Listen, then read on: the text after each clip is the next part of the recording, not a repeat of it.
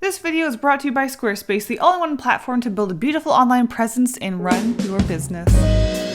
In today's video, I'm not going to stop drawing until I fill this entire 20 by 30 inch piece of paper with a single box of 24 crayons. And then we might have a few broken ones. We're just gonna get right into it. All right, so it's been a while since I've worked on anything this large. I mean, wow, how do I move my hand? But I thought it would be fun to put a large cat in the foreground here. And then maybe in the background, in the midground, we can have a bunch of details that are all cat-shaped. All right, so just finishing up my cat in the foreground. Very simple, very cute. Now, I'm glad I dumped all of these crayons right where I'm going to work, so we're just gonna... I think I'm gonna have to stand up to work on this. This is so far away from me. I want to put a cloud in the sky, and I think I'm actually going to make everything in this world cat-shaped. Of course we are. Alright, we're definitely going to need some... What are they called? Trees. Why am I having trouble speaking?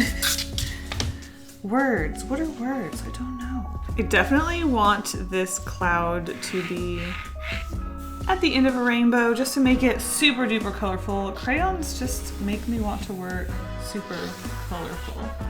And I'm gonna put some cats over here. This is going to be, I guess, a cat island. Crayons just make me want to play around with a super simple and silly style for some reason. Ooh, we should do some catfish. Should this one be different in some way, I wonder? Maybe it should be, ooh, Cat Cactus Island. Oh, Cat Cactus Island. Yes. All right, one last detail. I think we should put a cat mountain all the way in the background, just being a big boy. I think this simple sketch is enough for me to go on. This looks incredibly silly. I've never worked this big with crayons before, so I'm a little scared, but before we get into it, let's give a huge thank you to the sponsor of this video, Squarespace. Look, if you're an artist and you don't have a portfolio yet, you're going to have to go to squarespace.com/KaseyGolden, and you're gonna have to get started. Look.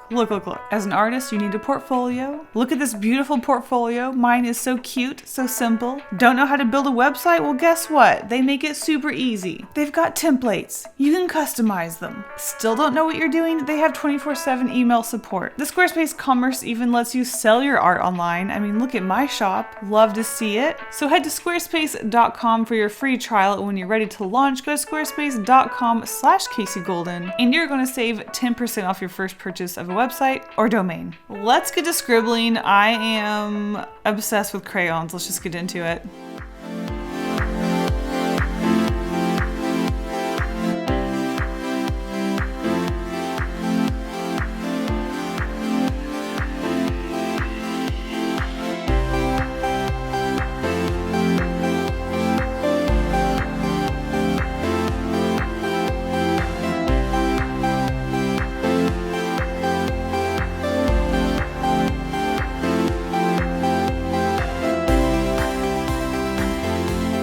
So jumping into this absolutely intimidating project, I don't know why, but I just really wanted to create a giant illustration completely out of crayons, because normally kids work very small, and even I've only created small illustrations using crayons. So I thought, you know what? Let's use a giant 20 inch by 30 inch piece of paper and just create an absolutely silly, colorful, fun crayon illustration with it. I also approached this video and even introduced it and had to cut it out because I honestly wondered if I was going to run out of crayons before I could even finish this piece. I introduced the video being like, am I going to be able to finish this illustration before I run out of crayons? Let's find out, as if I had this like timer, like a time bomb, if I could finish an illustration before the crayons just disappeared. Well, turns out I absolutely barely put a dent into these crayons by finishing this whole illustration, so I was actually quite surprised by that. And here we are. I had so much fun with this illustration. It's absolutely giant, it's colorful, it's fun. So let's talk about it. As you can see, I started off by filling in chunks of the sky because originally I was going to approach this illustration lineless, but then I just kind of felt like, because of how non-filling these crayons are, makes it sound like a salad. The crayons don't exactly create the harshest edges, and it just kind of is blurry between the colors. So I wanted to make sure a lot of the characters and different details were separated, so I ended up adding line art later, but I started off with the sky, blocked out all of the shapes to make sure that I could color them in. I gotta say, the gradient of the sky was really fun, and the gradient of the rainbow was even more fun. I think I have the most fun with crayons by creating gradients. I have a hard time creating gradients with a lot of mediums.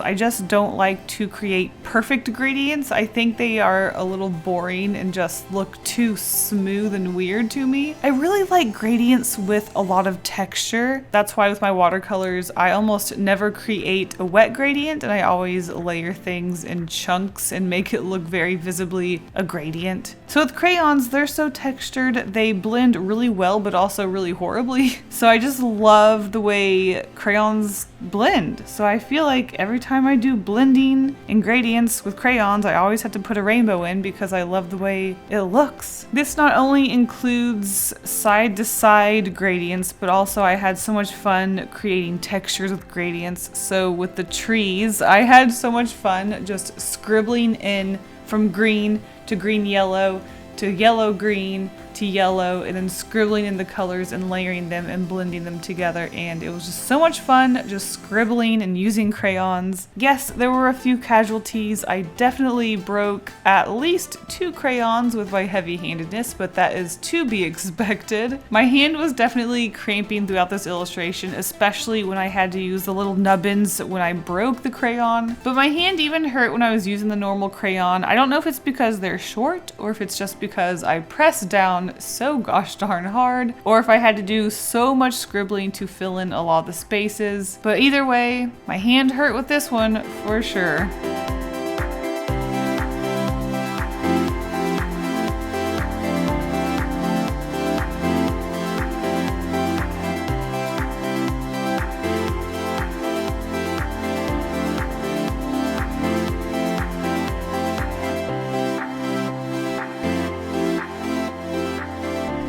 I used for this illustration was actually watercolor paper, and the only reason why I used watercolor paper is because it's the only kind of paper I had in a very large format. I definitely think a smoother paper would have been more fitting for crayons so that you didn't have all those little white specks in between, but to be honest, I think the white specks just add to the texture, add to the fun and the sort of childish look to it. And overall, this illustration, I'm actually quite surprised by the results. It's just so bright, it's so colorful, it's so fun and silly. I love working with crayons because I don't really feel the pressure to create something perfect.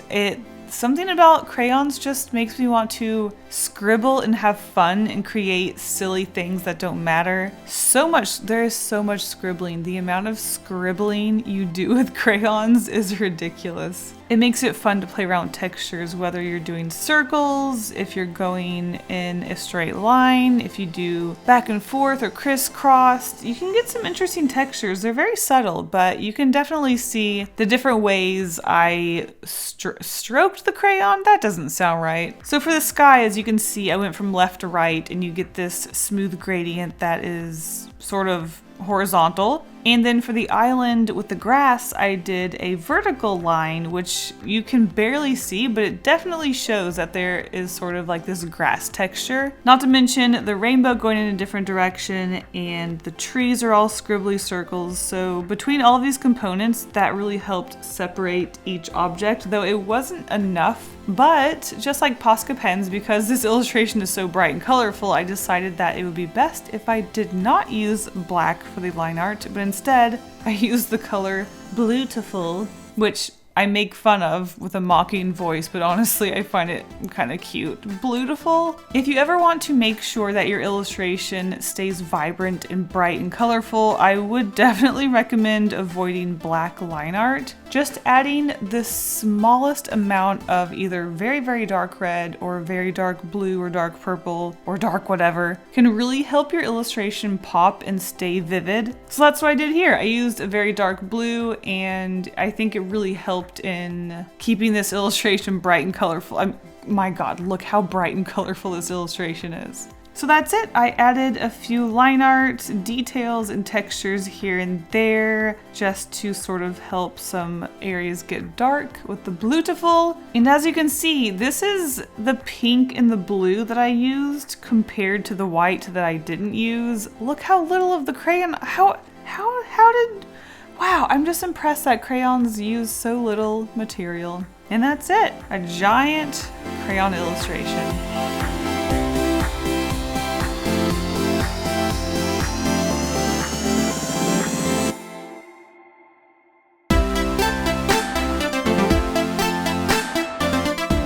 Thank you guys so much for watching this video. I hope you enjoyed this giant crayon illustration. And also thank you so much to the sponsor of this video, Squarespace. All right, I'll see you guys in the next video. Stay golden, bye.